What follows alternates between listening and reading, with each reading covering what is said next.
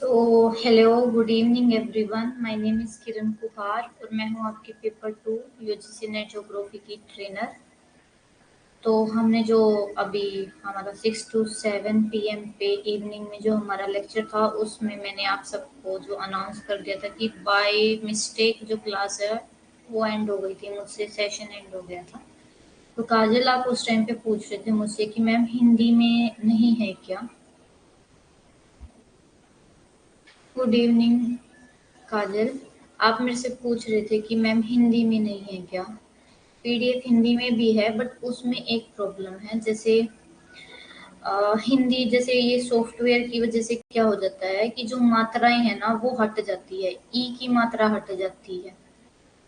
तो अगर आपको उस वाली चीज में कोई प्रॉब्लम नहीं है ना तो मैं आपको क्लासेस में ना हिंदी में भी जो पीडीएफ है ना हिंदी की से ही पढ़ाती हूँ। आपने पहले जो क्लास है ना, गुड इवनिंग विजय, पहले वाली जो क्लास अपलोड हो रखी है ना उनमें देखना कि हिंदी के ही जो पीपीटी है ना वो ही ओपन होती है।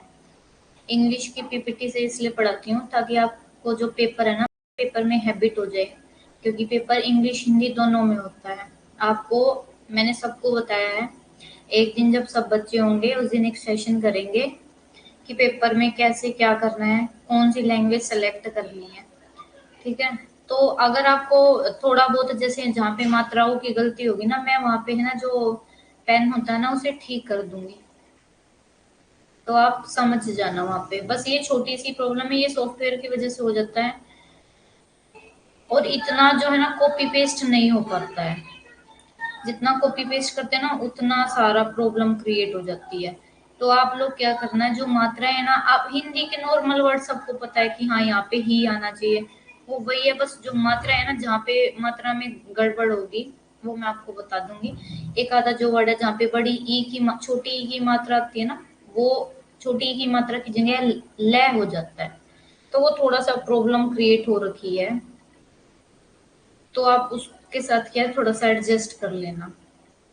ठीक है, अगर आपको कोई प्रॉब्लम नहीं है ना तो मेरे को बता दो, फिर जो पीपीटी है ना वो हिंदी वाली ही ओपन करते हैं। एक बार मैं इंग्लिश से इसलिए रिवीजन दिलाती हूँ ताकि आपको एक बार ओवरव्यू पता चल जाए और अच्छे से आपको क्या है इंग्लिश भी समझ में आ जाए। बाकी हिंदी से भी पीपीटी पढ़ेंगे। आज जो हम टॉपिक करेंगे वो करेंगे जेट स्ट्रीम और एल नीनो। बहुत इंपॉर्टेंट कंसेप्ट है, पेपर में क्वेश्चन आता है, कैसे कैसे क्वेश्चन आते हैं। और अब आज जो है मैं आपके जो पीडीएफ है यानी कि जो हमारी यूनिट 1 हो गई है ना, यूनिट 1 के जो मॉक टेस्ट है इंग्लिश इंग्लिश में भी होगा। पहले जो स्लाइड है ना वो इंग्लिश में खोलूंगी फिर हिंदी में भी समझा दूंगी बच्चों को। ठीक है, ताकि जो दोनों साइड के जो बच्चे हैं दो कोई इंग्लिश में पढ़ना प्रेफर करता है, कोई हिंदी में करता है। हाँ, मैं इंग्लिश हिंदी दोनों समझा दूंगी। और मैं ये कह रही थी कि अभी जैसे हमारी यूनिट 1 हो गई है तो उसके जो मॉक टेस्ट है वो अपलोड हो जाएंगे। आज मैं पीडीएफ सेंड कर दूंगी टेक्निकल टीम को। तो अब तक जो भी हमारे प्रीवियस क्वेश्चन थे ना 2012 टू हमारे 2023, जितने भी जो जैसे अभी हमारे जियोमॉर्फोलॉजी कंप्लीट हो गए तो जियोमॉर्फोलॉजी के जो सारे क्वेश्चन हैं वो दे दिए जाएंगे। तो आपको क्या करना है वो मॉक टेस्ट अच्छे से करना है। ठीक है, उनको रिवाइज करते रहना। और साथ साथ मैंने जो पीडीएफ है वो भी रिकमेंड किया है, जो एक ऐप है क्वेश्चन की सिर्फ ज्योग्राफी के लिए है। और जो बच्चे अभी नए जुड़े हैं ना हमसे वो क्या है कि अपना मेरे को व्हाट्सएप नंबर यहाँ पे दे दो ताकि मैं आपको जो हमारा व्हाट्सएप ग्रुप है वहाँ पे आपको ऐड कर लूँ। और जैसे मैं लिंक शेयर करती हूँ ऐप के जिसपे आप क्वेश्चन सोल्व करो तो वो आप भी उसका जो है यूज कर सको, फायदा उठा सको। तो 2-4 मिनट और वेट कर लेते हैं, फिर जो अपना लेक्चर है वो शुरू करते हैं।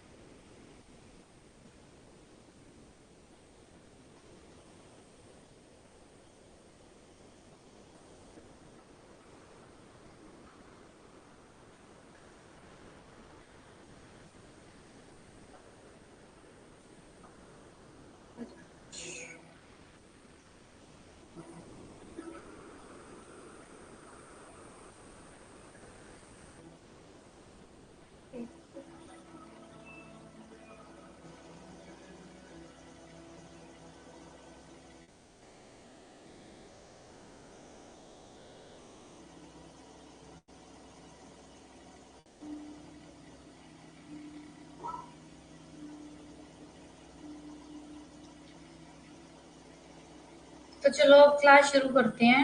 हमने जो डेली है 5 मिनट तक आप जो है ज्वाइन कर लिया करो, ताकि हम जो अपनी क्लास है वो शुरू करें।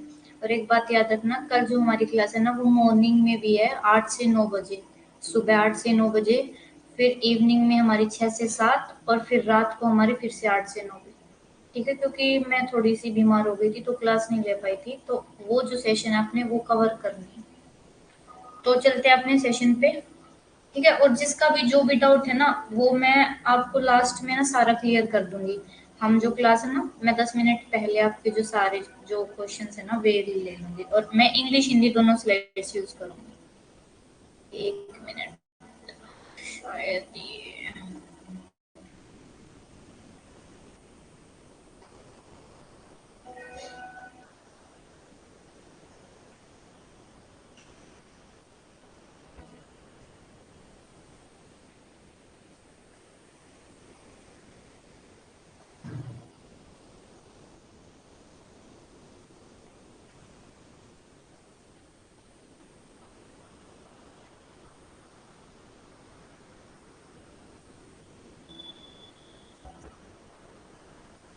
हो जाना।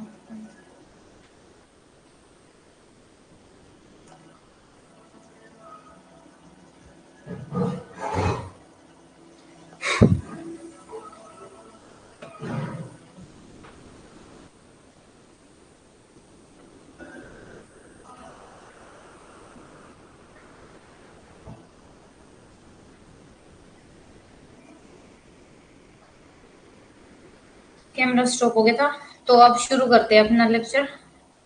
ठीक है,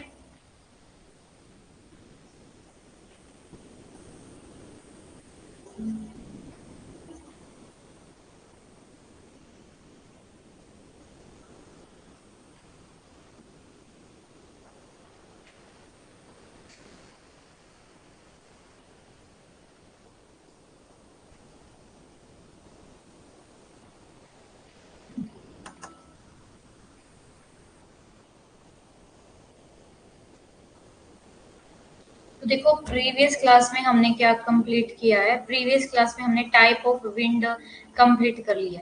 ये देखो बस यहाँ पे क्या है, हिंदी में और सब कुछ सही लिखा रहता है। जैसे ये छोटी वाली जो मात्रा ना वो हट जाती है। यहाँ पे है प्रचलित या स्थायी हवाएं, या हमारा है ये अपरिवर्तनीय, और ये ऐसे ये शय की जगह ये रे की जगह ये शय लग जाता है। तो बस ये जो 3 मिस्टेक है वो होती हैं। ठीक है, तो इनको मैं ना साथ साथ करेक्ट कर दूंगी ताकि आप भी याद रखें। मैंने आपको पढ़ाया था प्रचलित और स्थायी हवाएं, या उनको क्या कहते हैं हम, ग्रहित हवाएं। और इंग्लिश में इनके क्या नाम थे? इंग्लिश में इनके नाम है planetary wind, permanent wind, prevailing wind, permanent wind और प्लेनेटरी विंड। और दूसरी मैंने पढ़ाई थी आपको मौसमी हवा यानी कि सीजनल विंड। फिर आपको लोकल विंड पढ़ाई हमने, और क्या पढ़ा था? Mountain and valley bridge. उसके बाद हमने पढ़ा है सी ब्रिज एंड लैंड ब्रिज। ठीक है, और ये सब मैंने आपको ये बताया था सिनोप्टिक, यानी कि जो हमारी प्राइमरी प्राइमरी है, और फिर हमारी जो है सिनेप्टिक। ये देखो ये छोटी की मात्रा यहाँ पे फिर हट गई। तो ये जैसा अगर आपको थोड़ा सा भी डाउट होता है ना, तो इंग्लिश में देख लिया करो ताकि आपको समझ में आए। सिनेप्टिक स्केल या सेकेंडरी जो है सर्कुलेशन होता है। उसके बाद है हमारा ये है तृतीयक जो परिसंचरण होता है। तो हमने ये जो 3 विंड है इनके बारे में पढ़ा था। अब जो हम पढ़ रहे हैं वो पढ़ रहे हैं जेट स्ट्रीम। अब जेट स्ट्रीम क्या होती है, एक बार इंग्लिश में देखते हैं फिर दोबारा से हिंदी में देखते हैं। तो पहले जो मैं समझा रही हूँ वो समझो ना। तो पहले अभी आपको जेट स्ट्रीम समझना है। अब आपको एक कंसेप्ट समझना है। हमारी दो तरीके की विंड होती है, एक होती है हमारी सरफेस विंड, और एक होती है हमारी ट्रोपोस्फेरिक विंड। ठीक है, तो जो सरफेस विंड जितनी ज्यादा तेज चलेंगी ना, देखो ये है हमारी सरफेस विंड।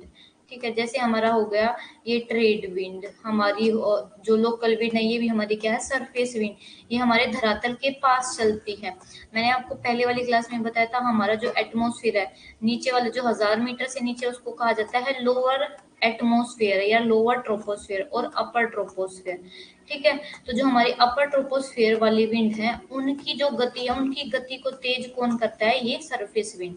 सरफेस विंड जितनी तेजी से बहेंगी ना, ये नीचे से चली, ठीक है, नीचे चल के क्या है, नीचे से चली और ऊपर उठ के जो ये हमारी एटमोस्फेयर यानी कि अपर एटमोस्फेयर की जो विंड है ना, उनकी जो गति है वो तेज कर देती है। अब क्या है, ये भी वापस जब नीचे उतरती है, ये हमारी सरफेस विंड की गति फिर से तेज करती है।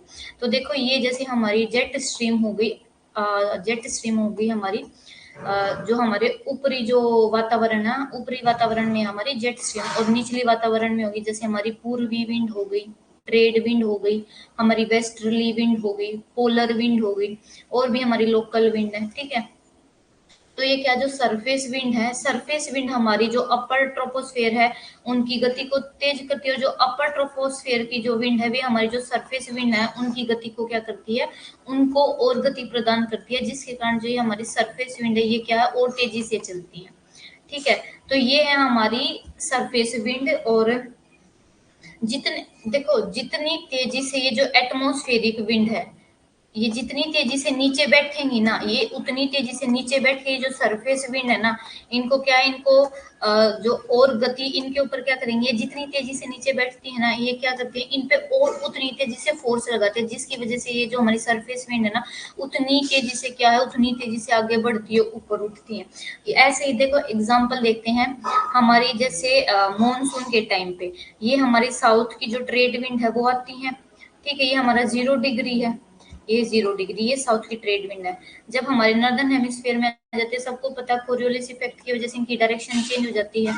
ठीक है, तो देखो ये तो होगी हमारी सरफेस विंड। अब इन सरफेस विंड की डायरेक्शन को कौन ज्यादा इंटेंसिफाई करता है, देखो जो हमारी ऊपर जेट स्ट्रीम जो बह रही है ना, ये जेट स्ट्रीम क्या करती है, बहुत तेजी से नीचे उतरती है, और नीचे उतर के जो हमारी सरफेस विंड है ना, इनको और तेजी से आगे चलती है, इनको और तेजी से क्या है, आगे चलती है और गति प्रदान करती है।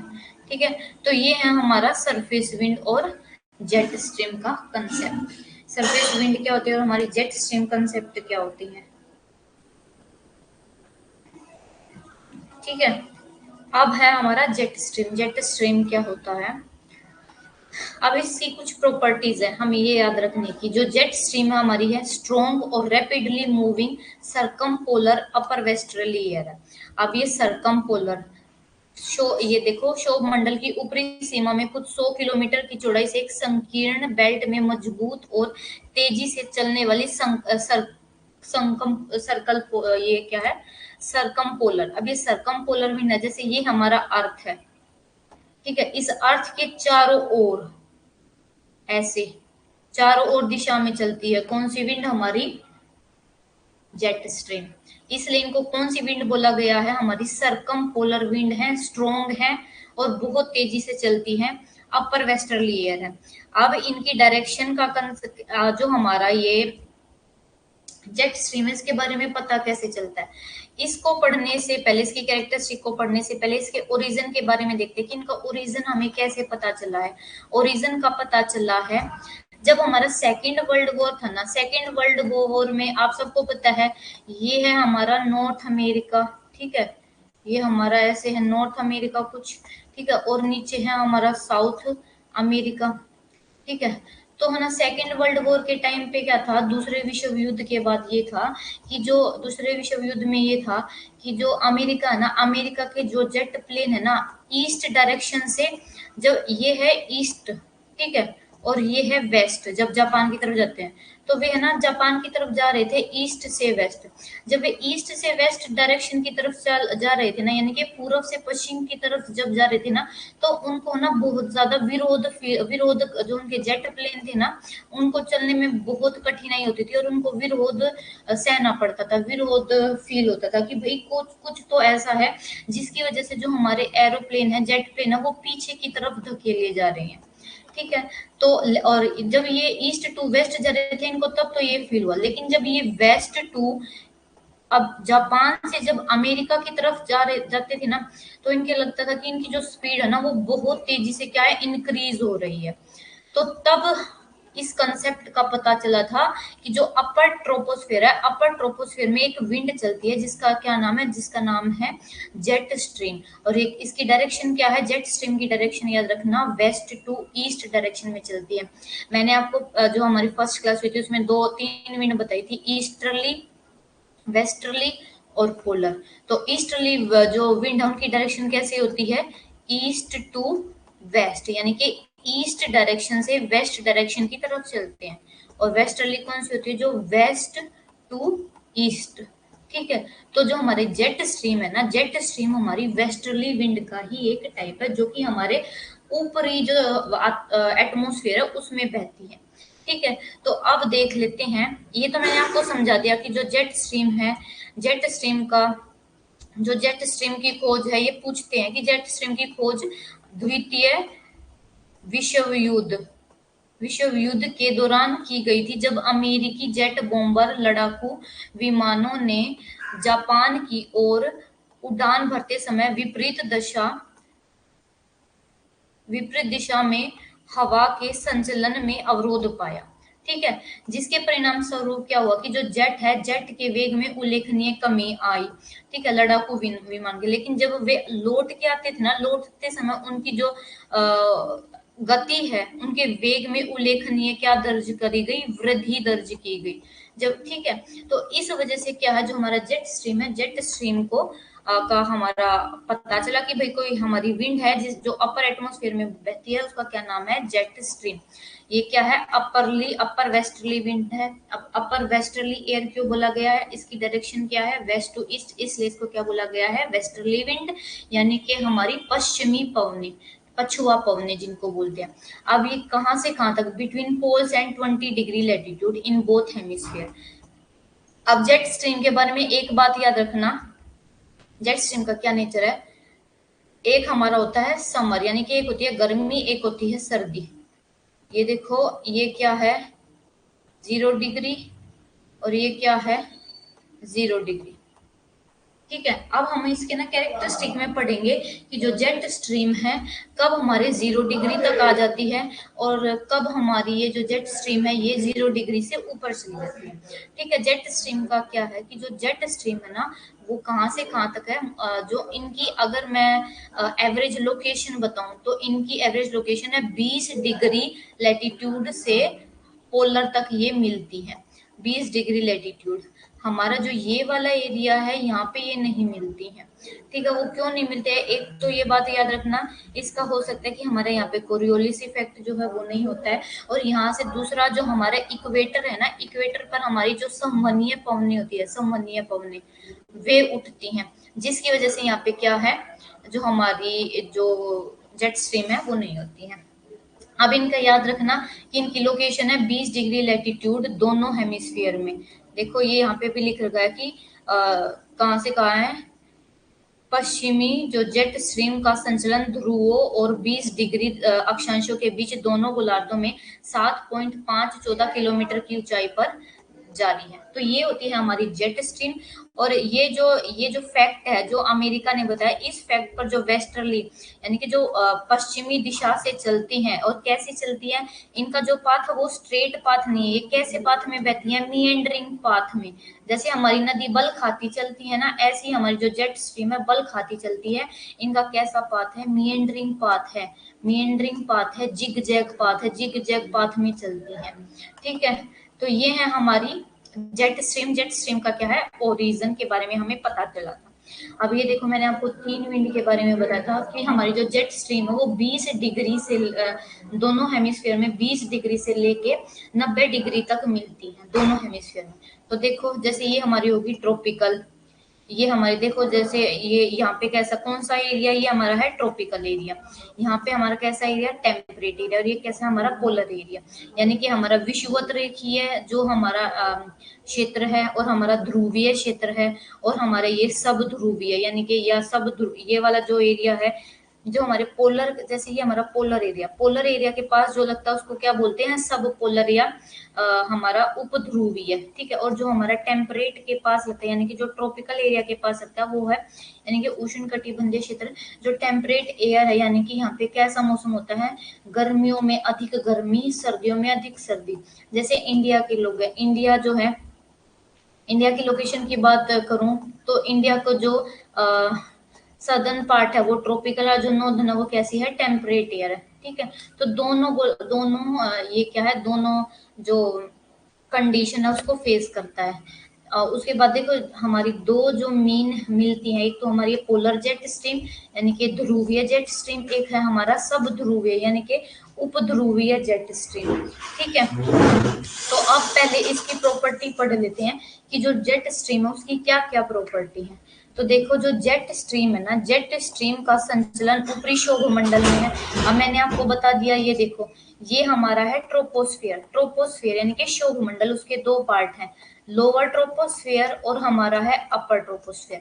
अगर क्वेश्चन में आपको ये दिया होगा कि भाई लोअर एटमोस्फियर यानी कि निचला वायुमंडल और ऊपरी वायुमंडल, तो इनका मतलब है, इसका मतलब है निचली वायुमंडल का मतलब है निचला शोभमंडल और ऊपरी वायुमंडल का मतलब है जो हमारा ऊपरी शोभमंडल है। ठीक है, तो जो हमारी जेट स्ट्रीम है ये कौन से कहाँ पे बहती है, हमारी जो ऊपरी वायुमंडल है यानी कि जो अपर ट्रोपोस्फेयर है वहां पे बहती है। इनकी कितनी ऊंचाई है, 7 पॉइंट, ये जो ऊंचाई है। अब ये जो प्रॉपर्टीज है, प्रॉपर्टीज आपको क्यों याद रखनी है, देखो जेट स्ट्रीम दे देंगे लिख के कि जेट स्ट्रीम के रिगार्डिंग कौन सी कैरेक्टरिस्टिक ठीक है, तो आपको 4 कैरेक्टरिस्टिक दे देंगे, इसकी प्रॉपर्टी दे देंगे, लिख देंगे कि इसकी इतनी ऊंचाई है, ये इस पाथ में चलती है और वेस्ट टू ईस्ट इसकी डायरेक्शन है। तो आपको ये देखना है कि कौन सी ठीक है और कौन सी गलत है। आपको बस ये जो 7 लिख रखी है ना, ये 7 ही याद रखनी है, इसके अलावा कुछ भी याद नहीं रखना है। ठीक है, तो जो हमारी जेट स्ट्रीम है, जेट स्ट्रीम का संचलन का हमारे अपर शोभमंडल में है, 7.45 से 14 किलोमीटर की ऊंचाई पर कुछ 100 किलोमीटर चौड़ाई की, यानी कि जो ऊंचाई है, ऊंचाई कितनी है 7 से 14 किलोमीटर है और चौड़ाई कितनी है 100 किलोमीटर की चौड़ाई है। ठीक है, एक संकीर्ण बेल्ट में पश्चिम से पूरब की ओर होता है। ठीक है, अगर हम एवरेज बात करें तो जो जेट स्ट्रीम की लंबाई है वो हजारों किलोमीटर से लेके और चौड़ाई कुछ 100 किलोमीटर और गहराई कुछ किलोमीटर तक होती है। ठीक है, दोनों गोलार्धों में ध्रुवों और 20 डिग्री अक्षांशों के बीच जो हमारी जेट स्ट्रीम है उनको देखा गया है।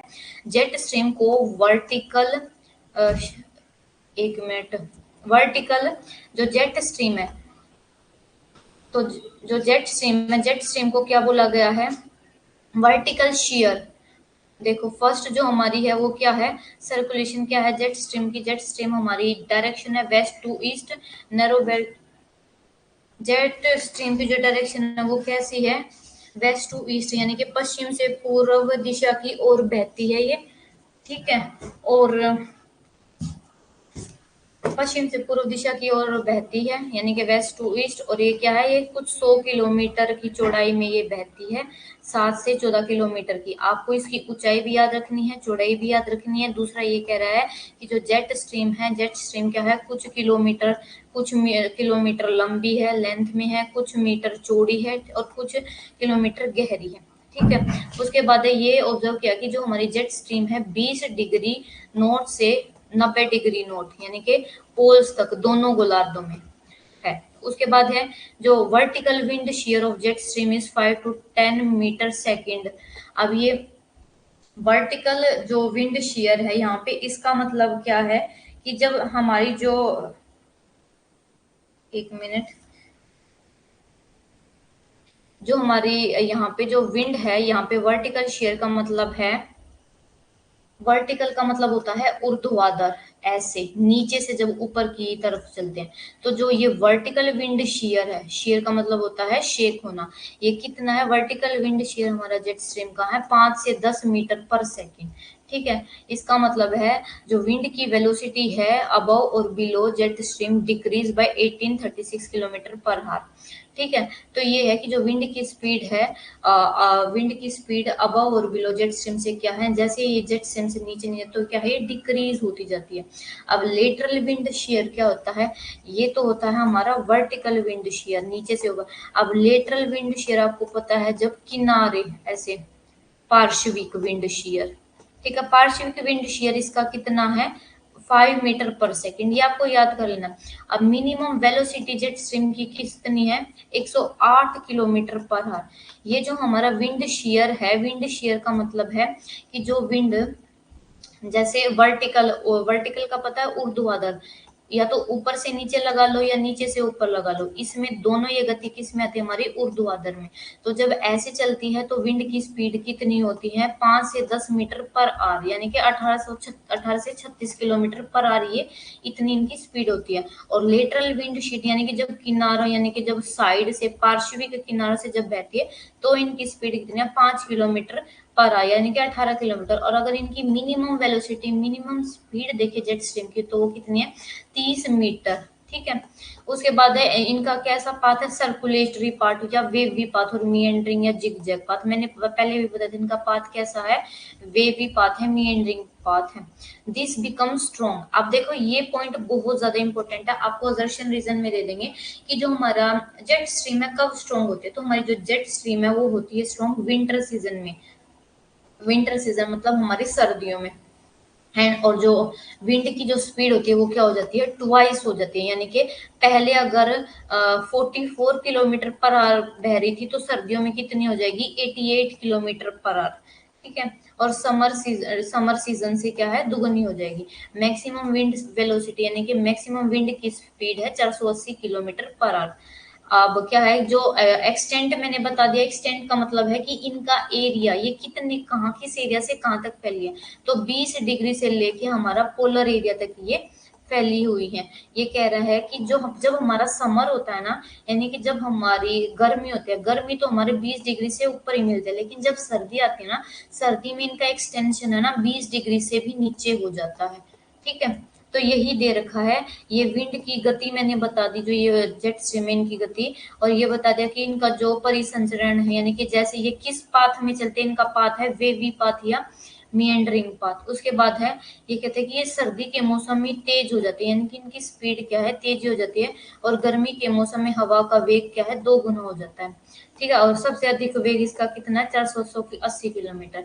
और ग्रीष्म ऋतु के दौरान, ये वही बात है कि जो अब हमारा समर है, समर में कहाँ तक फैल जाता है, यानी कि ग्रीष्म ऋतु में, गर्मियों में ये 20 डिग्री तक रहता है। लेकिन सर्दियों में क्या होता है,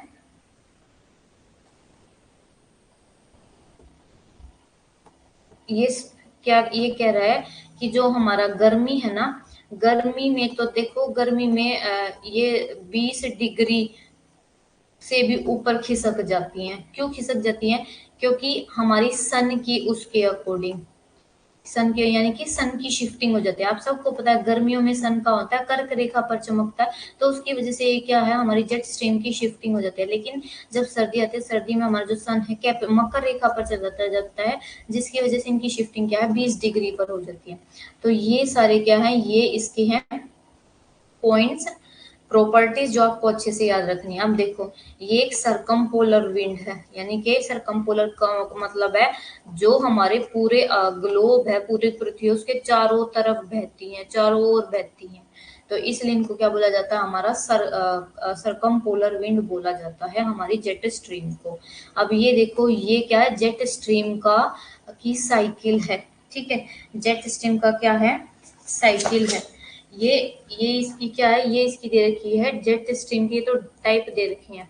ये जेट स्ट्रीम की क्या है, साइकिल दे रखी है कि इस ये है ना, 4 साइकिल में क्या होती है, देखो पेज कहाँ गया, 1 मिनट।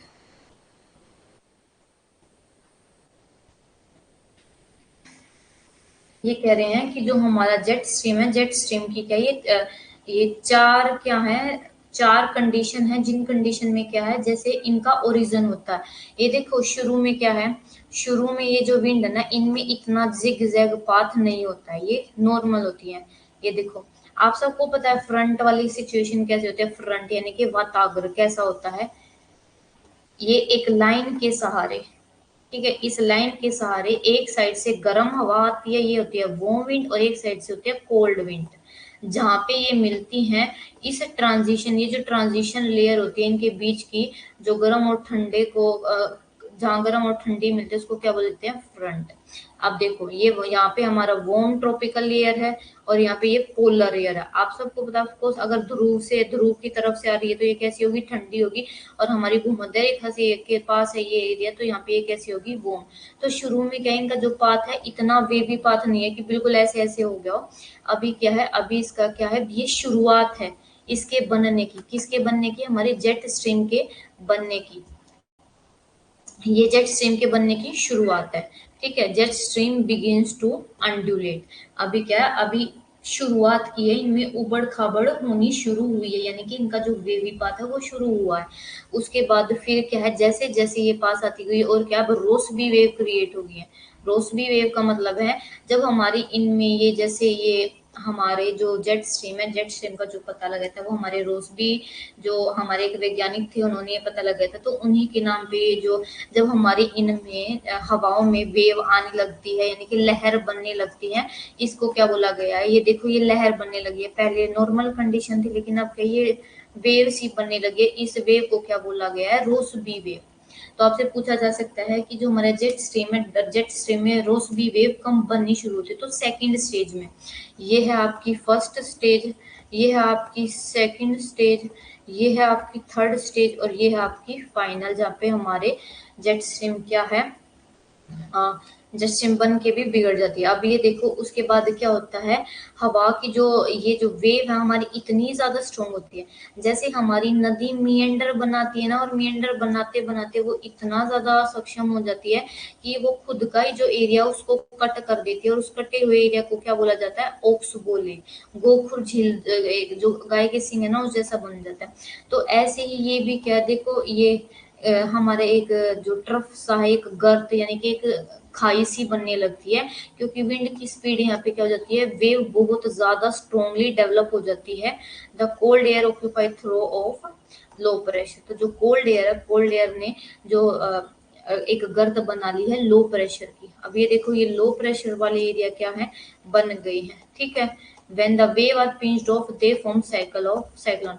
अब देखो ये क्या बन जाते हैं, आप सबको पता है, ये देखो ये लो क्या था, लो प्रेशर था, लो प्रेशर की वजह से क्या, देखो ये साइक्लोन बन गया। जेट स्ट्रीम से क्या बन जाता है, साइक्लोन। अब आप सबको पता है हमारे जो साइक्लोन है, जो जेट स्ट्रीम है, जेट स्ट्रीम की लाइन लास्ट जो जो स्टेज है वो क्या है कि साइक्लोन बन जाता है, साइक्लोन डेवलप हो जाता है। इतनी जो 4 साइकिल में डेवलप होता है, चारों साइकिल में क्या क्या होता है ये मैंने आपको बता दिया। ठीक है, अगर किसी को जो जेट स्ट्रीम है, जेट स्ट्रीम की साइकिल के रिगार्डिंग कोई भी प्रॉब्लम है तो आप मुझसे क्या पूछ सकते हो। उसके बाद हम जो आगे का है ना वो शुरू करते हैं। एक बार मैं आपकी प्रॉब्लम देख लेती हूँ।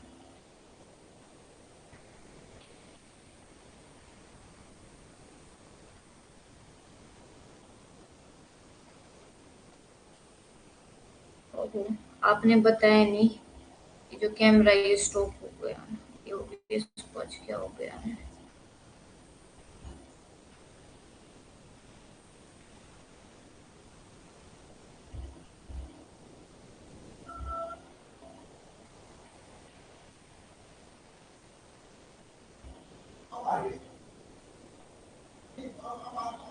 एक मिनट रुको काजल, एक बार मैंने ये ओबीएस का आज थोड़ा सा प्रॉब्लम हो गया, मैं इसको दोबारा से शुरू कर लेती हूँ।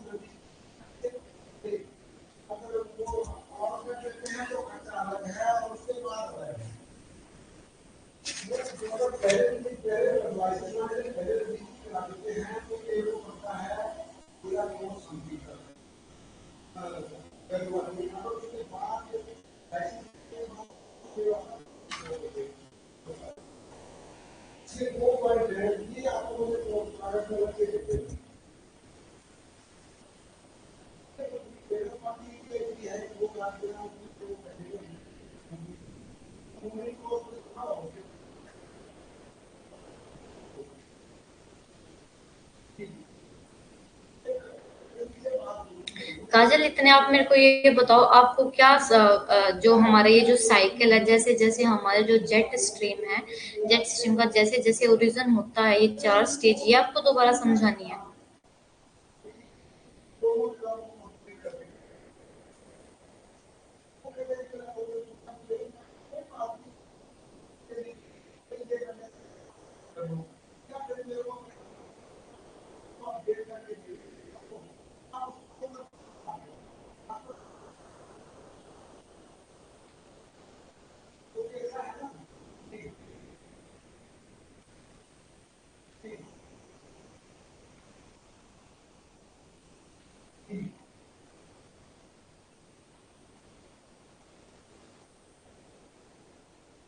तो चलो,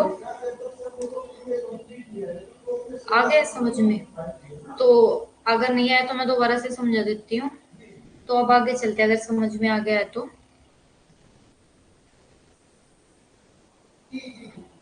ठीक है, ये पता है ये क्या स्टेज दिखा रखी है? ये दिखा रखी है कि कैसे हमारी जो स्ट्रेट पाथ में जो विंड बह रही थी ऐसे, वो कैसे स्ट्रेट पाथ से वेवी फॉर्म ले लेती है। कैसे जो स्ट्रेट पाथ है, स्ट्रेट पाथ से कैसे वेवी फॉर्म लिए। देखो ये स्ट्रेट पाथ से शुरू हुआ है और साइक्लोन पे एंड हुआ है। ठीक है, तो ये है हमारी जो जेट स्ट्रीम है। अब वैसे आप सबको एक, जब हम विंड पढ़ेंगे तो उसमें भी पता चल जाएगा। जो अब साइक्लोन पढ़ेंगे, साइक्लोन हमारे दो तरीके के होते हैं, एक होते हैं ट्रॉपिकल साइक्लोन और एक होते हैं हमारे टेम्परेट साइक्लोन। ट्रॉपिकल साइक्लोन कौन से होते हैं? जो हमारे ट्रॉपिकल एरिया में आते हैं, यानी कि 0 से 23 डिग्री। अब आप एक क्वेश्चन आपसे पूछा जा सकता है कि क्या 0 डिग्री पर, यानी कि 0 डिग्री हमारा जो इक्वेटर है, इक्वेटर पर हमारे साइक्लोन बन सकते हैं? तो इक्वेटर एरिया पर कभी भी साइक्लोन नहीं बनते, क्योंकि यहाँ पे कोरियोलिस फोर्स कितना होता है? 0। कोरियोलिस फोर्स ना के बराबर होता है, 0 होता है, शून्य होता है, जिसकी वजह से जो हमारे साइक्लोन अगर बन भी जाए, ऐसी कंडीशन अगर उत्पन्न हो भी जाए, तो उन साइक्लोन को मूवमेंट कराने के लिए कोई फोर्स नहीं होता है। इसलिए हमारे जो साइक्लोन है वो इक्वेटर एरिया पर कभी नहीं आते हैं। 5 डिग्री नॉर्थ से और 5 डिग्री साउथ से 23.5 डिग्री तक आते हैं हमारे ट्रॉपिकल साइक्लोन। और यानी कि जो ट्रेड विंड की वजह से आते हैं, ट्रेड विंड की बेल्ट है हमारी 5 से 23.5 डिग्री। ठीक है, और वेस्टर्ली, जो वेस्टर्ली है हमारे कहाँ से होते हैं? 23 से 66 हमारी चलती है पश्चिमी पवने। इन पश्चिमी पवनों के प्रभाव से जो हमारे साइक्लोन आते हैं उनको बोलते हैं हमारे टेम्परेट साइक्लोन। ठीक है, ये अभी हम साइक्लोन में पढ़ेंगे तो आपको और अच्छे से क्लियर होगा। तो अब हमारी जो जेट स्ट्रीम है, जेट स्ट्रीम के टाइप दे रखे हैं। कुछ भी नहीं करना है, ये सब जो जेट स्ट्रीम है ना, जहां जहां पे चलती है ना, उनके बेस पे इनके नाम दे रखे हैं। देखो ये हमारी है जो पोल पे चलती है, यानी कि जो ध्रुवीय रीजन पे चलती होती है, पोलर जेट स्ट्रीम। जो जैसे ये हमारा है ट्रॉपिकल रीजन, ट्रॉपिकल रीजन के साथ जो लगता है उसको क्या बोलते हैं? सब ट्रॉपिकल। सब ट्रॉपिकल रीजन, तो ये कौन सी बेल्ट हमारी जेट स्ट्रीम हो गई? होगी सब ट्रॉपिकल। ठीक है, उसके बाद कुछ हमारी जो है ना टेम्परेचर की वजह से उत्पन्न होती है। टेम्परेचर जब बहुत ज्यादा हमारा, जैसे अब गर्मियां हैं, गर्मियों में क्या है, जैसे ये हमारा, आप सबको पता है हमारा पामीर का पठार, प्लेटो ऑफ पामीर, ये बहुत ज्यादा ऊंचाई पे, और बहुत ज्यादा ऊंचाई पे होने के कारण यहाँ पे क्या है, बहुत सबसे ज्यादा टेम्परेचर यहाँ पे होता है, ये बहुत ज्यादा गर्म हो जाता है गर्मियों में। बहुत ज्यादा क्या होता है, यहाँ पे लो प्रेशर होता है, और इस लो प्रेशर की वजह से ना यहाँ से ना बहुत तेजी से विंड उठती है। ये इतनी तेजी से, इतनी ज्यादा स्पीड होती है, और इनको ही क्या बोला गया है? इनको बोला गया हमारी easterly jet stream. Easterly jet stream इनका क्यों नाम लिया गया? क्योंकि ये कौन से एरिया में है? 0 से 23 डिग्री का जो एरिया, वो है हमारा ट्रेड विंड का। यहाँ पे कौन सी विंड बहती है? हमारी ट्रेड विंड। और ट्रेड विंड को ही हम कौन सी विंड बोलते हैं? ईस्टर्ली। और ईस्टर्ली विंड की डायरेक्शन क्या है? East to west. इसलिए भी वैसे अगर हमसे पूछा जाए कि नॉर्मली हमारे जेट स्ट्रीम की डायरेक्शन क्या होती है, तो वो होती है हमारे वेस्ट टू ईस्ट। लेकिन जैसे ये हमारी कुछ लोकल विंड होती है, लोकल जेट स्ट्रीम होती है, वो किसकी वजह से उत्पन्न होती है? बहुत ज्यादा टेम्परेचर तब हो जाता है, उस टेम्परेचर के कारण हमारी ये विंड जैसे भारत में उत्पन्न होती है। ये भारत में आप सबको पता है गर्मियों में क्या होता है, ये राजस्थान वाला एरिया, और ये क्या है, यहाँ पे बहुत ज्यादा लो प्रेशर हो जाता है। इस लो प्रेशर की वजह से क्या है, हमारी विंड उठती हैं। इन अपर विंड को क्या बोला गया है? Easterly jet stream. और देखो ये साउथ से हमारी, आप सबको पता है, इस लो प्रेशर को कवर करने के लिए विंड चलती है साउथ से, ट्रेड विंड, साउथ की ट्रेड विंड। और इस साउथ की ट्रेड विंड चलती हैं, इसकी दो ब्रांच हो जाती है, एक अरेबियन ब्रांच हो जाती है, एक हमारी बे ऑफ बंगाल ब्रांच।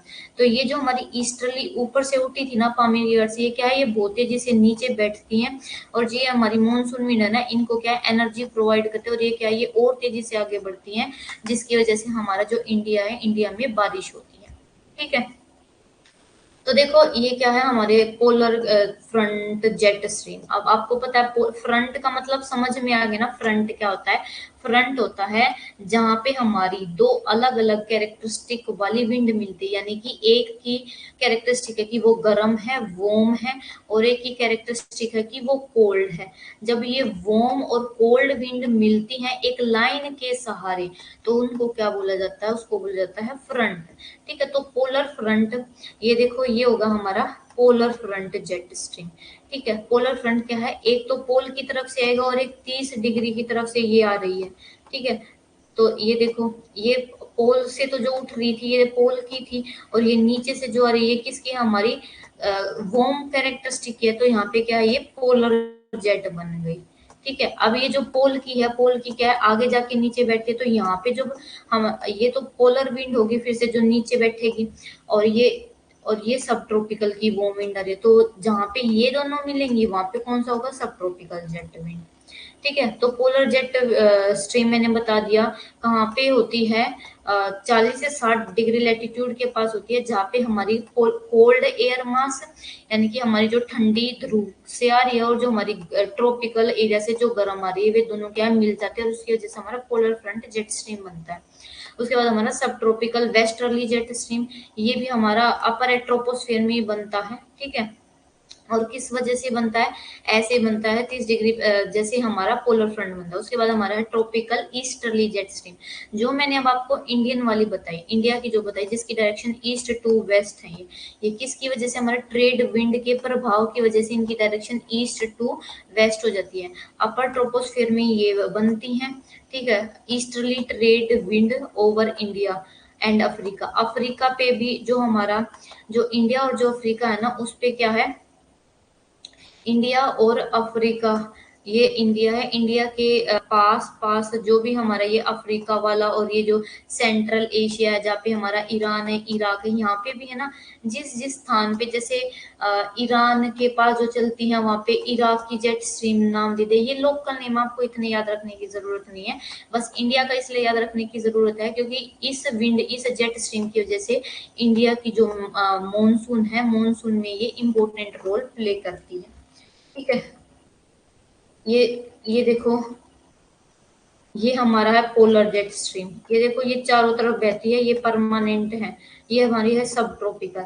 और जब गर्मियों में ये हमारा जो तिब्बत का प्लेटू है, यहाँ पे तिब्बत प्लेटू ये गर्म हो जाता है, तो इसकी वजह से एक विंड उत्पन्न होती है ईस्ट टू वेस्ट डायरेक्शन, ये देखो ऐसे बैठती है, और यहाँ से जो हमारी जो मॉनसून विंड साउथ जो पार करके आ रही है, सदर्न हेमिस्फीयर यहाँ से जो पार करके आ रही है, ये क्या करते हैं, इनको और तेजी से बढ़ा देती है।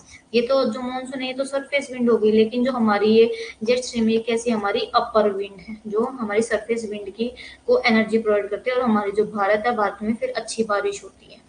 तो ये मैंने आपको बता दिया जेट स्ट्रीम के टाइम क्या है, पोलर फ्रंट जेट स्ट्रीम यानी कि ध्रुवीय वाताग्र जेट स्ट्रीम, फिर हमारा है सब ट्रॉपिकल वेस्टर्ली जेट स्ट्रीम, उसके बाद हमारा ट्रॉपिकल ईस्टर्ली जेट स्ट्रीम।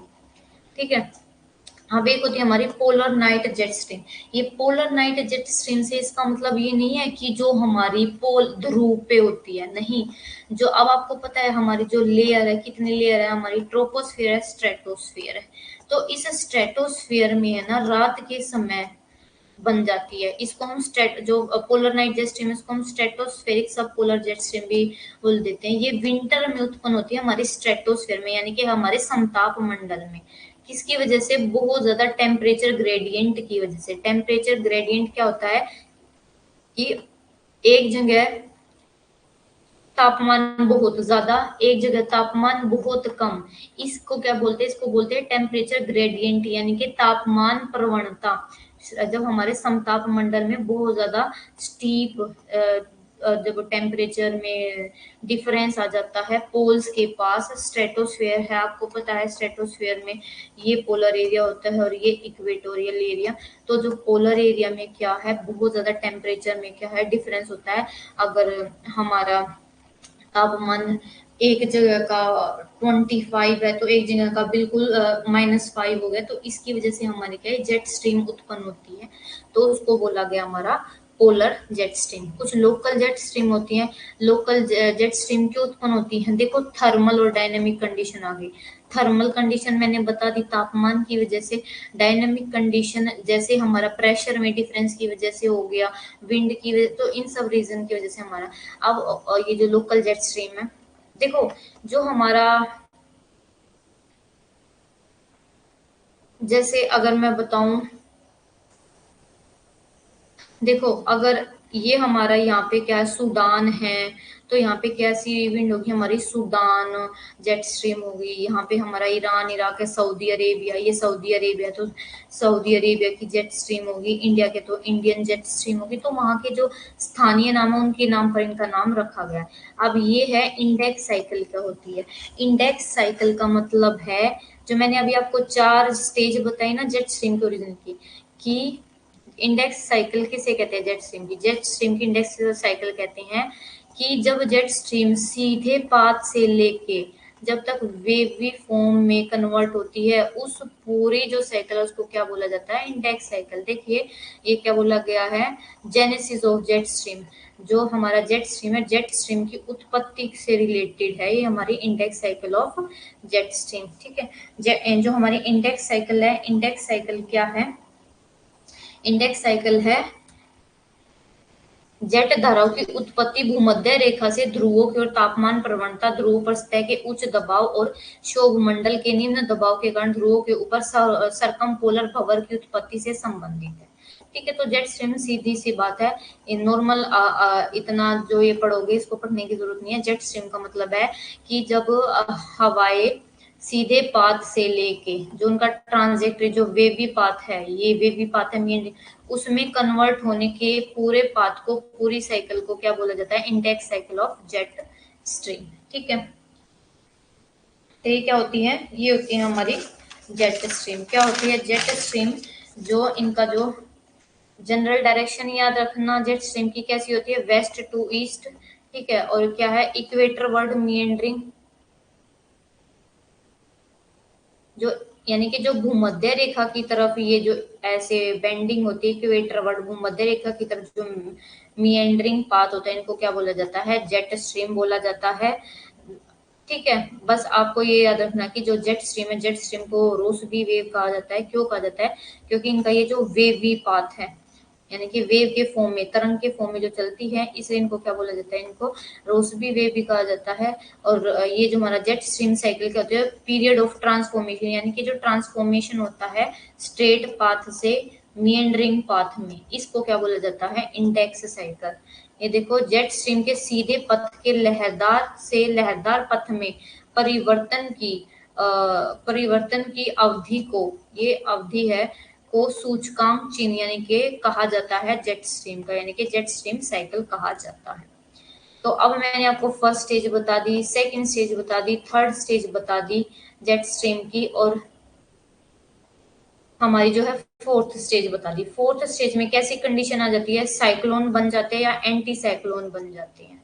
और ठीक है, तो ये पढ़ने आपको खुद पढ़ना है, क्योंकि मैंने इसमें आपको समझा दिया है कि जो जेट स्ट्रीम है कैसी होती है। जैसे ये हमारी जेट स्ट्रीम है, अभी पोल के पास ही है, अब जैसे यहाँ पे है, अब ये जो हवा है पोल के पास ही है, अभी इसमें क्या है, कुछ भी शुरू होना नहीं हुआ है, इसमें कोई भी क्या है, गति नहीं है, वेव की फॉर्म में अभी नहीं है, सीधे पाथ में फॉलो कर रही है।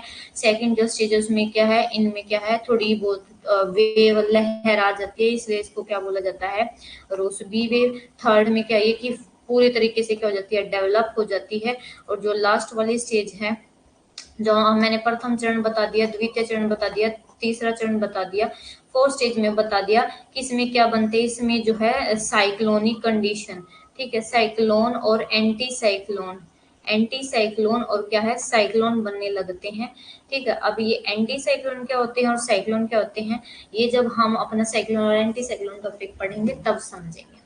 ठीक है, अब जेट जो स्ट्रीम है, जेट स्ट्रीम की इंपोर्टेंस क्या है, सिग्निफिकेंस, सिग्निफिकेंस का मतलब है क्या महत्व है हमारा जो जेट स्ट्रीम है, जेट स्ट्रीम को हम क्यों पढ़ रहे हैं। सबसे पहले कि जो जेट स्ट्रीम है ना, जेट स्ट्रीम की उत्पत्ति का अभी भी क्या है, ठीक से हमें पता नहीं चल पाया है।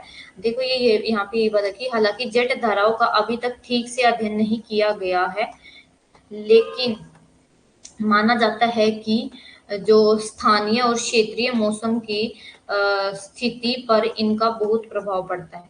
जेट स्ट्रीम की ढंग से स्टडी नहीं हुई है, लेकिन ये इतना अब तक जो फैक्ट है हमारे पास उससे ये पता चला है कि जो हमारा स्थानीय जो भी मौसम होता है उस पर इन जेट स्ट्रीम का क्या बहुत इफेक्ट पड़ता है। दूसरा जो है मध्य अक्षांश चक्रवात और जेट स्ट्रीम की तीव्रता के बीच घनिष्ठ संबंध है, यानी कि क्लोज रिलेशनशिप है किसके बीच में, मिड लैटिट्यूड जो टेम्परेट साइक्लोन है। अब टेम्परेट साइक्लोन कौन से होते हैं, जो हमारे वेस्टर्ली यानी कि जो वेस्ट टू ईस्ट चलते हैं, हमारे वेस्टर्ली डायरेक्शन की वजह से उत्पन्न होते हैं। तो हमारे मिड लैटिट्यूड साइक्लोन यानी कि मध्य अक्षांशीय चक्रवात और हमारे जो जेट स्ट्रीम उनमें क्या है, घनिष्ठ संबंध है। और ये क्या, लोकल जो हमारी मौसमी जो हमारी कंडीशन होते हैं, जैसे हमारा साइक्लोन एंटी साइक्लोन, ये हमारे किससे रिलेटेड है, जेट स्ट्रीम से। और जो हमारी मानसून है साउथ एशिया की, जैसे मैंने आपको बता दिया इंडिया की और जो साउथ एशिया वाला जो रीजन है, इंडिया वाला जो रीजन है, ये इसकी जो मानसून है यानी कि जो बारिश है वो किसके द्वारा कंट्रोल होती है, जेट स्ट्रीम से। ठीक है। The transport of ozone depleting chlorofluorocarbon substance into have global warming. अब क्या है, ये जो जेट स्ट्रीम है, जेट स्ट्रीम का पता है आपको, आप सबको पता है, मैंने बताया था कि जो 12 से 35 किलोमीटर है, 12 से 35 किलोमीटर हमारी कौन सी स्टेटोस है, समताप मंडल में ओजोन लेयर स्थित है। सबसे अधिक साधारण ओजोन लेयर का समताप मंडल में 12 से 35 किलोमीटर है। और अब आपको पता है जो जेट स्ट्रीम है, जेट स्ट्रीम की ऊंचाई कितनी है, जेट स्ट्रीम की ऊंचाई है 7 से 14 किलोमीटर। तो जब ये विंड इतनी तेजी से ऊपर की तरफ चलती है तो अपने साथ कुछ गैसेस ले जाती है, और जिसकी वजह से जो हमारी ओजोन लेयर है, ओजोन परत है, उसका क्या होता है, वो क्षरण हो रही है, उसमें क्या है, वो पतली हो रही है। कभी भी होल का मतलब, ये सब कह देते हैं कि जो हमारी ओजोन है, ओजोन लेयर में ऐसे होल हो गए, नहीं, होल नहीं होता है। होल का मतलब ये नहीं होता कि उसमें छेद हो गए हैं। होल का मतलब है कि पहले अगर हमारी ओजोन लेयर इतनी मोटी थी, वो अब घिस के क्या रह गई है, इतनी पतली सी हो गई है, घिस गई है, छेद नहीं होते हैं हमारे ओजोन में। ठीक है। तो जैसे आपको सबको बोलते हैं कि अंटार्कटिक जो सर्कल है, अंटार्कटिका, अंटार्कटिका के पास जो ओजोन है, ओजोन में होल हो रहा है। होल का मतलब ये नहीं है कि आर पार दिख रहा है, नहीं, यहाँ से वो जो लेयर है, छलनी की तरह जो लेयर होती है, वो क्या हो गई है, पतली हो गई है। ठीक है। तो ये हमारा जो था जेट स्ट्रीम का कंसेप्ट था। अगर जेट स्ट्रीम का कंसेप्ट आप सबको, आई होप सबको समझ में आ गया होगा। अब हमारा जो कंसेप्ट है वो है एल नीनो का और ला नीना का। एल नीनो का कंसेप्ट समझने के लिए हमें सबसे पहले जो है ना एक नॉर्मल कंडीशन समझनी होगी। उसके लिए ये डायग्राम देखते हैं हम पहले। तो इससे ना जो क्वेश्चन पूछे जाते हैं, ये देखो, ये हमारी दो कंडीशन है। ठीक है। एक नॉर्मल कंडीशन है।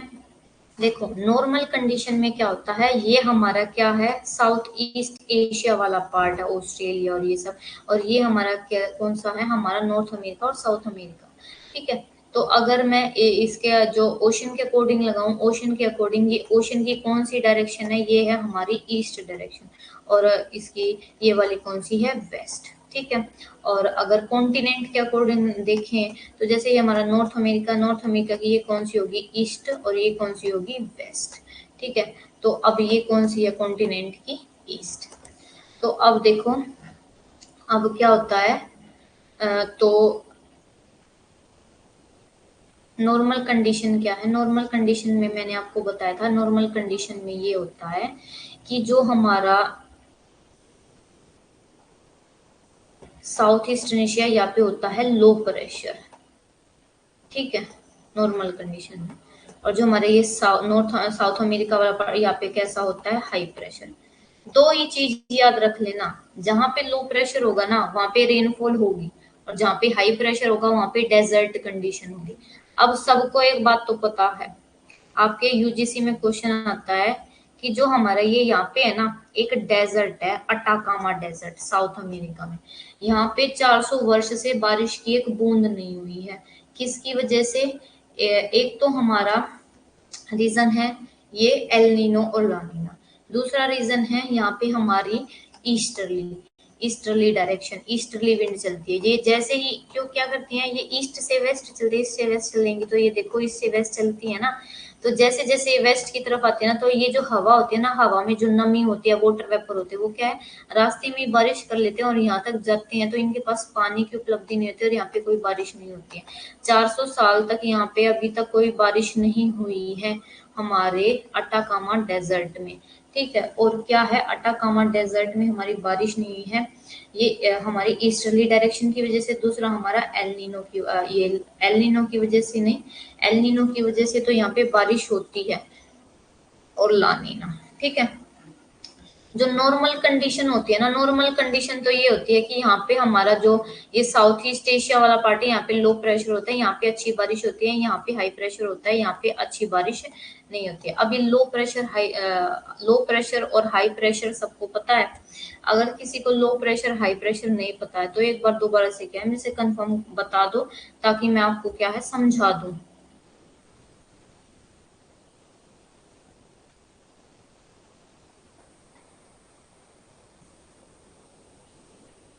क्लास नहीं चल रही है मतलब? आपको पीपीटी शो नहीं हो रही है क्या?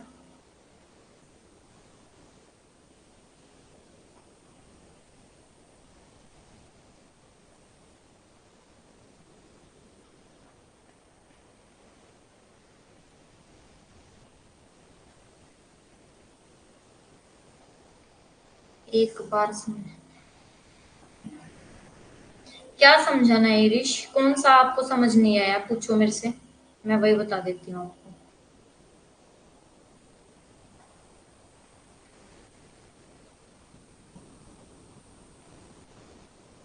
टाइप कर दो एक बार, मेरे को पता चल जाएगा कि आपको क्या समझ में नहीं आया।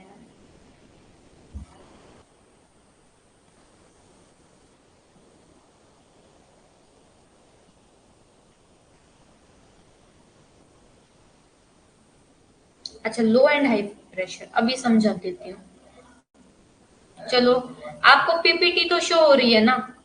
पीपीटी में तो कोई गड़बड़ नहीं है ना? जैसे अभी काजल ने बोला कि मैम क्लास नहीं चल रही है, पीपीटी तो जैसे जैसे मैं समझा रही हूँ वो तो समझ में, वो सब दिख रहा है ना आपको, विजिबल है ना?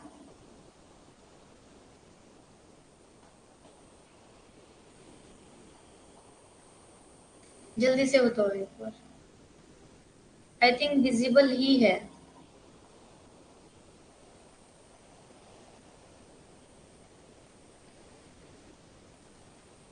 चलो, आपको लो प्रेशर और हाई प्रेशर समझा।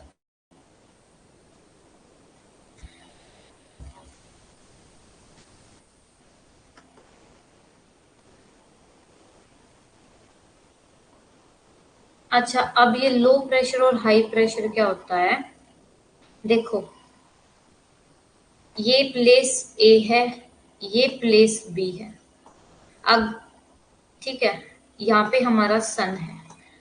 ठीक है, अगर यहाँ पर टेम्परेचर ज्यादा है, तापमान ज्यादा मिल रहा है, तो यहाँ पे जो प्रेशर है वो क्या होगा, लो प्रेशर होगा।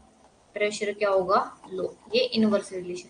अब ये लो प्रेशर क्या होगा, देखो, प्रेशर क्या होता है, प्रेशर होता है जो भी हमारे एटमॉस्फेयर है, एटमॉस्फेयर में जो भी हमारी गैसेस होती हैं, डस्ट पार्टिकल होते हैं, ठीक है, उसका जो भार होता है, उसका जो दबाव होता है ना, उसी को कहते हैं प्रेशर। अब यहाँ पे जब टेम्परेचर ज्यादा होता है, लो प्रेशर क्यों होता है, क्योंकि क्या, ये जो टेम्परेचर ज्यादा होता है ना, तो इसके जो ये कण है, सस्पेंडेड पार्टिकल है, ये क्या, यहाँ की जो हवा है वो गर्म होती है, और गर्म हवा क्या होती है, हल्की होती है, हल्की होके क्या है, फैल जाती है, इसलिए यहाँ पे क्या होता है, लो प्रेशर। और जहाँ पे टेम्परेचर कम होता है, जैसे हमारे पोलर एरिया, ध्रुवीय एरिया, वहां पे क्या है, पोलर एरिया में टेम्परेचर कम होता है, लेकिन वहां पे प्रेशर क्या होता है, हाई।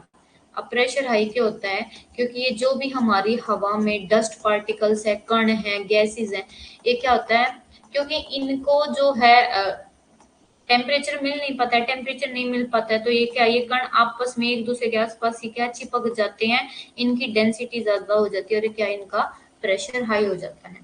तो याद रखना, जहां पे हमारा तापमान ज्यादा है, वहां पे प्रेशर क्या होगा, लो, और जहां पे हमारा तापमान कम है, वहां पे प्रेशर क्या होगा, हाई।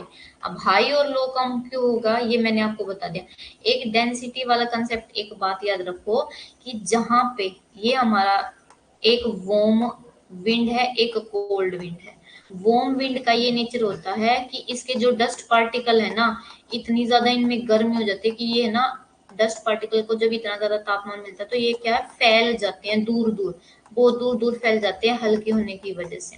लेकिन जो कोल्ड पार्टिकल होते हैं वे क्या है, जैसे सर्दियों में हम चिपक जाते हैं ना एक दूसरे से, हमें ठंड लगती है, तो सर्दियों में क्या है, इन जो हमारा कोल्डर रीजन होते हैं वहां पे क्या है, इनको तापमान नहीं मिल पाता, ये एक दूसरे से कण क्या चिपक जाते हैं और भारी हो जाते हैं। कोल्ड विंड हमेशा क्या होगी, भारी होगी, और वार्म विंड हमेशा क्या होगी, हल्की होगी। ये बात आपको याद रखनी है, ठीक है। ठीक है, तो ये तो थी नॉर्मल कंडीशन। जहां पे लो प्रेशर होगा वहां पे कैसी कंडीशन होगी, देखो, हाई लो प्रेशर होगा, तापमान ज्यादा होगा, यहाँ पे वेजिटेशन बहुत अच्छी होगी, बारिश बहुत अच्छी होगी, डेजर्ट कंडीशन नहीं होगी। उल्टा अब यहाँ पे हाई प्रेशर है, हाई प्रेशर में ये पॉइंट आपको कॉपी में लिखने हैं। हाई प्रेशर होगा तो कैसी कंडीशन होगी, टेम्परेचर क्या होगा, टेम्परेचर तो होगा कम, बारिश क्या होगी, वो भी कम, रिलेटिव ह्यूमिडिटी क्या होगी, रिलेटिव ह्यूमिडिटी यहाँ पे क्या होगी, वो भी कम होगी। यहाँ पे क्या है, नो रेनफॉल नो वेजिटेशन, यहाँ पे कैसी कंडीशन होगी, डेजर्ट कंडीशन, इसलिए यहाँ पे हमारा क्या है, अटाकामा डेजर्ट है। एक बात और याद रखना, जैसे हमारा ठीक है, अब इतना ही याद रखो।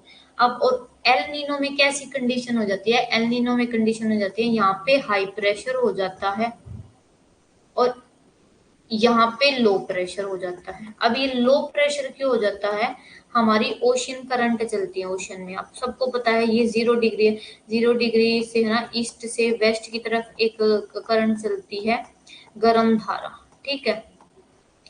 तो ये जो ईस्ट टू वेस्ट, ये जो समुद्री जो धारा चलती है ना, ये कैसे होती है, इसका होता है नेचर वार्म होता है। लेकिन यहाँ पे जो एल नीनो आती है, एल नीनो क्या होता है, ये जब क्या है, ये जो हमारी वार्म करंट जा रही है ना, इसका कुछ पानी मुड़ के वापिस आ जाता है, वापिस आता है, काउंटर इक्वेटोरियल करंट, ये तो होती है इक्वेटोरियल करंट।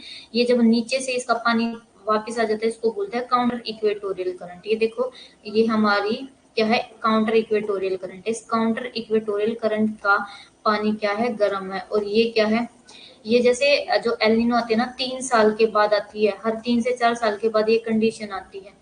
तो उसकी वजह से क्या होता है, यहाँ पे लो प्रेशर हो जाता है, ये गर्म पानी यहाँ पे एक क्या है, आपसे क्वेश्चन पूछा जाता है कि क्या एल नीनो सिर्फ ओशनिक जो है, ओशनिक एक्टिविटी है, नहीं। जो एल नीनो है, एल नीनो हमारी ओशनिक प्लस एटमॉस्फेरिक, यानी कि इसमें हमारा पानी का भी रोल है और हमारी हवाओं का जो गैसेस है उनका भी रोल है। तो इसलिए जो एल नीनो है, एल नीनो को हम ओशनिक एटमॉस्फेरिक कंडीशन या ओशनिक एटमॉस्फेरिक डिस्टरबेंस बोला जाता है। ठीक है, अब देखो, तो अब क्या हो गया, एल नीनो में अब सब कहते हैं कि एल नीनो आ जाएगा तो जो इंडिया है, इंडिया पे इफेक्ट पड़ेगा। क्या इफेक्ट पड़ता है, ये इफेक्ट पड़ता है कि यहाँ पे हाई प्रेशर हो जाता है। अब जहाँ पे हाई प्रेशर है वहां पे क्या है, रिलेटिव ह्यूमिडिटी बहुत कम हो जाती है। अब अगर रिलेटिव ह्यूमिडिटी नहीं होगी तो बारिश नहीं होती है, कोई रेनफॉल नहीं होगी, no rainfall no vegetation, desert condition. और उस टाइम पे जो इंडिया में मानसून क्या है, मानसून पर इफेक्ट कम, मानसून पर इफेक्ट ज्यादा पड़ता है और बारिश कम होती है। इस कंडीशन, इसको क्या बोलते हैं, इसको बोलते हैं एल नीनो फिनोमिना। और ये जो नॉर्मल वाली कंडीशन है इसको क्या बोलते हैं, लानिना। और जो इससे प्रीवियस है, अपोजिट है, उसको क्या बोलते हैं, एल नीनो। ठीक है, तो ये था हमारा आज का कंसेप्ट। अगर आपको एल नीनो लानिना इसमें से, क्योंकि कल हमें बस थ्योरी एक बार रीड आउट करनी है क्या कैरेक्टरिस्टिक है। कल हमारी जो क्लास है वो कितने बजे होगी, कल क्लास होगी हमारी 8 से 9 बजे, क्योंकि अब जो बच्चे हैं, बच्चों की जो नेक्स्ट क्लास है वो शुरू हो गई है, पेपर 1 की। अगर किसी को भी इस टॉपिक के रिगार्डिंग, जो इरिश आपको समझ में आ गया है, लो प्रेशर और हाई प्रेशर,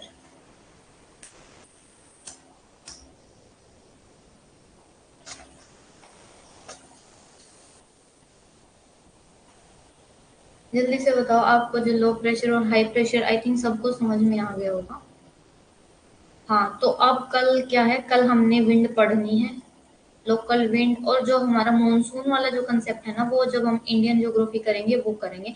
क्योंकि अभी यहाँ पे क्या हो जाएगा, बहुत वास्ट हो जाएगा, क्योंकि हमें इंडियन ज्योग्राफी में तो वो पढ़ना ही पढ़ना है। ठीक है, तो आज के लिए जो आपका सेशन है वो यहीं पे एंड करते हैं। और देखो, इतने सारे बच्चे हैं, आप लोग जो है लाइव क्लास ज्वाइन नहीं करते हो। हाँ, मैं ईश, मैंने आपका नंबर ऐड कर लिया। मैं अभी क्लास जब हमारी ओवर हो जाएगी ना तो मैं आपको ऐड कर दूंगी ग्रुप में। क्लास है, क्लास रेगुलर लाइव लो। अगर आप क्लास रेगुलर लाइव नहीं करते हो तो फिर आपको जो PYQ जो हम मॉक टेस्ट देंगे वो आपको नहीं मिलेंगे, और मैटर भी नहीं मिलेगा, लेट मिलेगा। जैसे आपको फिर आप लेट ही ज्वाइन करते रहना, लेट ही आपकी स्टडी होगी। लाइव क्लास ज्वाइन करने का ये फायदा है कि आपके डाउट सब एक साथ क्लियर हो जाते हैं, आपको पूरा दिन परेशान नहीं होना पड़ता कि मेरे को ये समझ नहीं आया। लेकिन लाइव क्लास में आप तुरंत बोल सकते हो कि मैम मेरे को ये समझा दो, और साथ के साथ आपका सिलेबस कवर हो जाता है। ठीक है, तो कल फिर से सुबह 8 से 9 आपकी क्लास है, शाम को 6 से 7, और फिर रात को फिर से इसी टाइम 8 से 9। 3 क्लास हैं कल, 3 क्लास ज्वाइन करनी है। हाँ, इरिश मैं ना टॉपिक 5 अपडेट करवा दूंगी, जो हमारे चारों कोर्सेज है ना, उन चारों में अपडेट करवा दूंगी, क्योंकि वो किसी भी कोर्स में अपडेट नहीं है। ठीक है, तो तब तक के लिए आप सब अपना ध्यान रखें, अच्छे से पढ़ाई करें। और जो मैंने ट्रिक बताई है वो क्या ट्रिक है, जो भी नोट्स अपलोड हुए हैं उनकी क्या बनानी है आपने, पहले नोट्स बनाओगे, शॉर्ट शॉर्ट नोट्स बनाओगे, और फिर क्या करोगे, उनकी रिवीजन करोगे, रेगुलर रेगुलर रिवीजन, ताकि आपको क्या है अच्छे से याद हो जाए। और कैसे याद करना है ये भी मैंने बता रखा है कि लाइन लगा के डेली एक बार 5 मिनट भी टाइम नहीं लगता है, लिख के देख लिया करो, ताकि आपको क्या है अच्छे से रिवाइज हो जाए। पेपर आने वाला है, सेल्फ स्टडी में क्या करना है, रिवाइज करना, बार बार लिखते लिखते लिखते रहना। आपका पेपर क्लियर होने से, JRF होने से कोई नहीं रोक सकता है। ठीक है, जिस तरीके से बता रही हूँ उस तरीके से स्टडी करो। तो चलो क्लास को भी यही एंड करते हैं। अब क्या है, अब अपनी क्लास को जो है, मैं आपको क्लाइमेटोलॉजी का जो PDF है वो अपलोड कर दूंगी कल तक, सारे जो PDF है वो अपलोड हो जाएंगे। थोड़ी सी एडिटिंग करनी रहती है, उसको एडिट करके सेंड कर दूंगी। ठीक है, तो चलो, good night everyone, and thank you so much. Okay everyone.